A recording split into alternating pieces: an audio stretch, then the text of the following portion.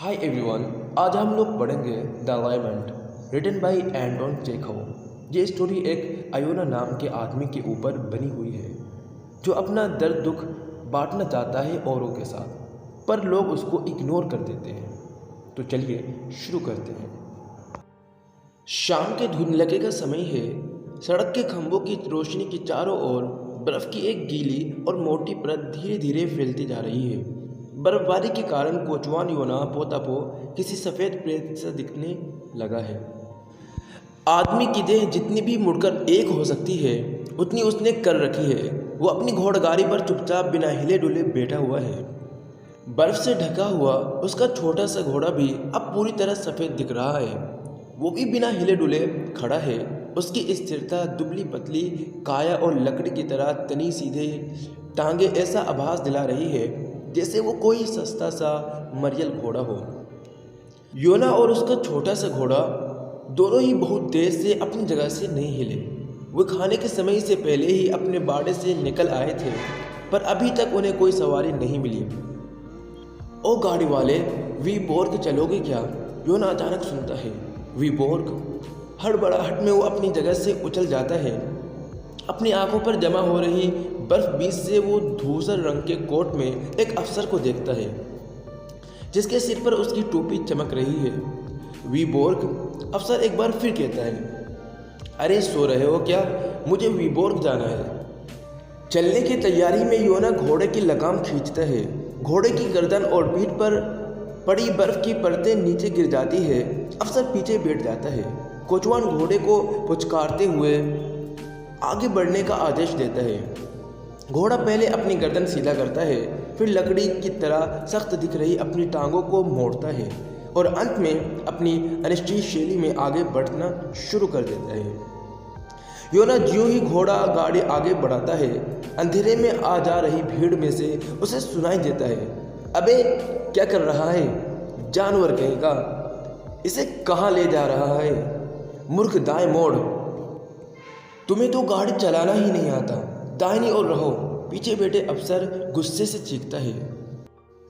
फिर रुककर थोड़े सैंत स्वर में वो कहता है, कितने बदमाश हैं सब के सब। और मजाक करने की कोशिश करते हुए वो आगे बोलता है, लगता है सबने कसम खा ली है, या तो तुम्हें धकेलना या फिर तुम्हारे घोड़े के नीचे आकर ही दम लेना है।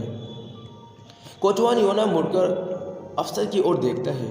उसके होंठ जरा सा हिलते हैं, शायद वो कुछ कहना चाहता है। क्या कहना चाहते हो तुम? अफसर उससे पूछता है। योना ज़बरदस्ती अपने चेहरे पर एक मुस्कुराहट ले आता है और कोशिश करके फटी आवाज़ में कहता है, मेरा इकलौता बेटा बारिन इस हफ्ते गुजर गया साहब। अच्छा, कैसे मर गया वो? योना अपनी सवारी की ओर पूरी तरह मुड़कर बोलता है, क्या कहूँ साहब, डॉक्टर तो कह रहे थे सिर्फ तेज़ बुखार था। बेचारा 3 दिन तक अस्पताल में बड़ा तड़पता रहा और फिर हमें छोड़कर चला गया। अल्लाह की मर्ज़ी के आगे किसकी चलती है साहब? अरे शैतान की औलाद, ठीक से मोड़। अंधेरे में कोई चिल्लाया। अबे ओ बुड्ढे, तेरी अकल क्या घास चढ़ने गई है? अपनी आंखों से काम क्यों नहीं लेता? ज़रा तेज़ चलाओ घोड़ा, और तेज़। अफसर चीखा, नहीं तो हम कल तक भी नहीं पहुंच पाएंगे। ज़रा और तेज़।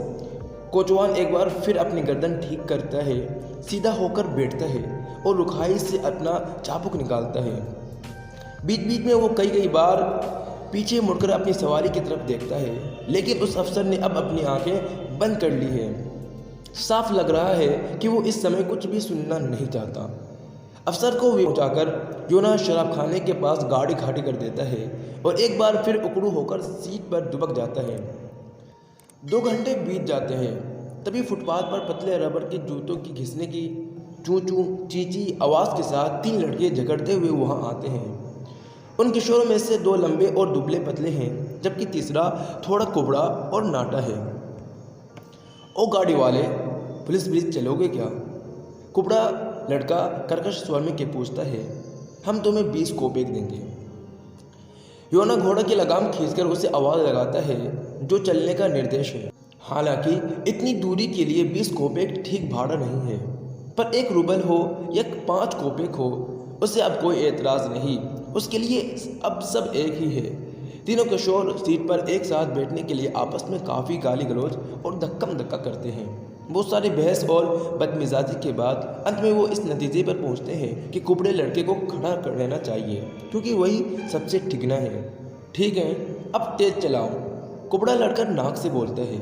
वो अपनी जगह ले लेता है, जिससे उसकी सांस योना की गर्दन पर पड़ती है। तुम्हारी ऐसी की देसी, क्या सारे रास्ते तुम इस ढेंसू रफ्तार से चलाओगे?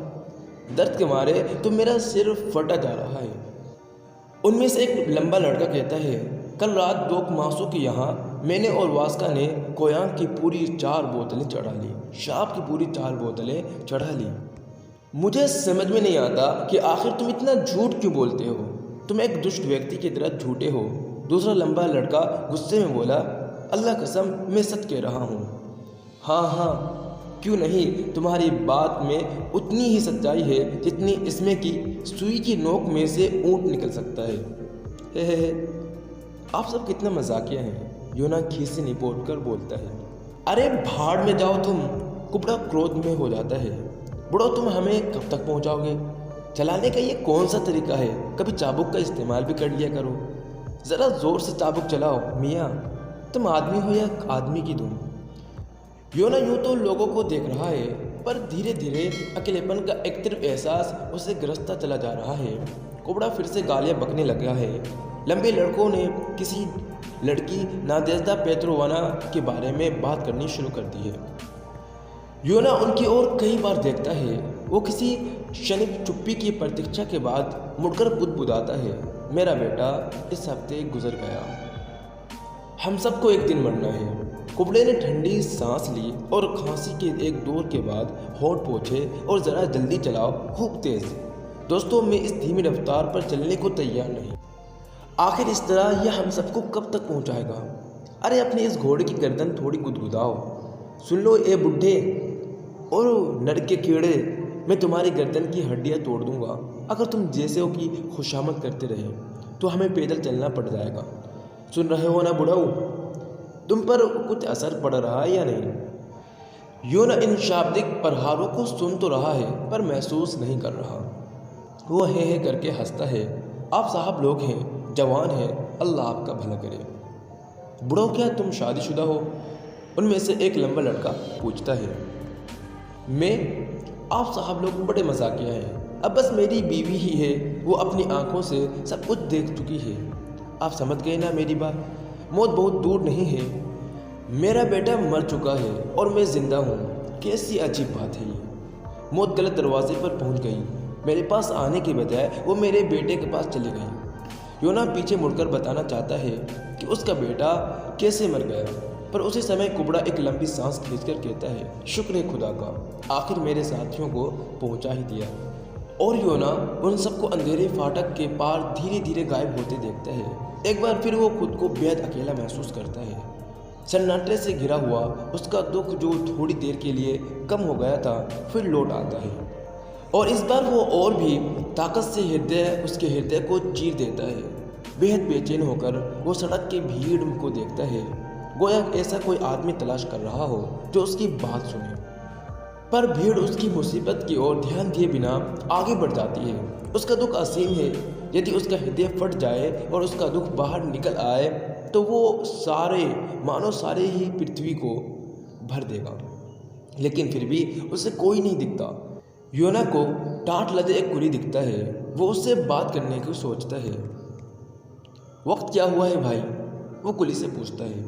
9 से ज़्यादा बज चुके हैं, तुम यहाँ किसका इंतज़ार कर रहे हो? अब कोई फ़ायदा नहीं, लौट जाओ। योना कुछ देर तक आगे बढ़ता रहता है, फिर उकड़ू हालत में अपने गम में डूब जाता है। वो समझ जाता है कि मदद के लिए लोगों की ओर देखना बेकार है।